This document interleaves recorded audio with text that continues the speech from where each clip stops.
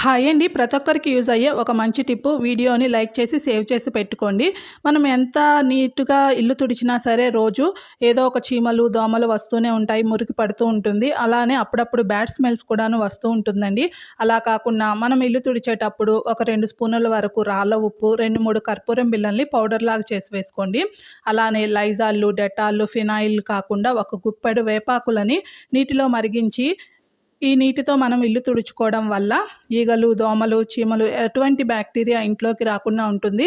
చిన్న పిల్లలు ఉన్నప్పుడు జాగ్రత్తగా ఇల్లుని తుడుచుకోవాలి కాబట్టి ఈ వేపాకులు చాలా మంచివి. మురికి ఎక్కువగా ఉంటే కొంచెం షాంపూ కానీ, సర్ఫ్ కానీ వేయండి.